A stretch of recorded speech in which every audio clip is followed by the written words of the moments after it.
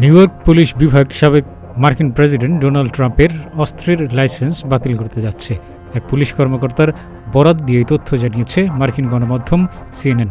ট্রাম্পের আগ্নেয়াস্ত্র সাথে রাখার যে অনুমতি ছিল 2023 সালের এপ্রিলে ফৌজদারি অভিযোগ গঠনের পর সে অনুমতি স্থগিত করা হয়েছে। ট্রাম্প 3টি নিবন্ধনকৃত পিস্তলের মালিক ছিলেন। 2টি পিস্তল 2023-এর 31 মার্চ নিউ ইয়র্কের পুলিশ বিভাগের হাতে তুলে দেওয়া হয়।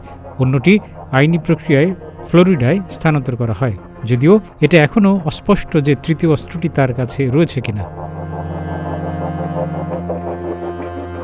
গত 30 মে 34টি ফৌজদারি অপরাধে ট্রাম্পের বিরুদ্ধে অভিযোগ প্রমাণ হয়। মার্কিন আইন অনুযায়ী এ ধরনের অভিযোগে অভিযুক্ত ব্যক্তিদের সাথে আগ্নেয়াস্ত্র রাখার অনুমতি নেই।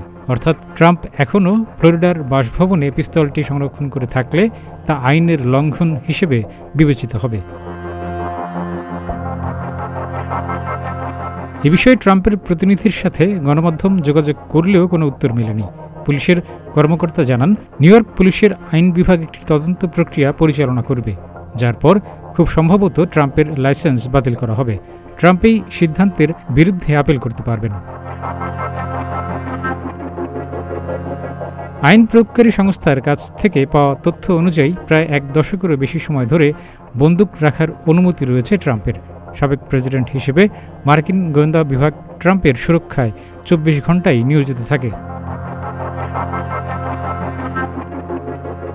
চলতি বছরের 5 নভেম্বর যুক্তরাষ্ট্রের 60তম প্রেসিডেন্ট নির্বাচন। এ নির্বাচনে সম্ভাব্য রিপাবলিকান প্রার্থী 2017 থেকে 2021 সাল পর্যন্ত যুক্তরাষ্ট্রের 45তম প্রেসিডেন্ট হিসেবে দায়িত্ব পালন করা ট্রাম্প 2016 সালের নির্বাচনের আগে পর্নোতারকা ড্যানিয়েল স্টর্মির সাথে ব্যক্তিগত সম্পর্ক লুকানোর জন্য তিনি স্টর্মিকে $1,30,000 মার্কিন দেন। ঘুষ প্রদানের এ মামলায় সম্প্রতি আদালতে দোষী প্রমাণিত হন ট্রাম্প। যদিও এ মামলায় এখনও ট্রাম্পের কোনো সাজা হয়নি।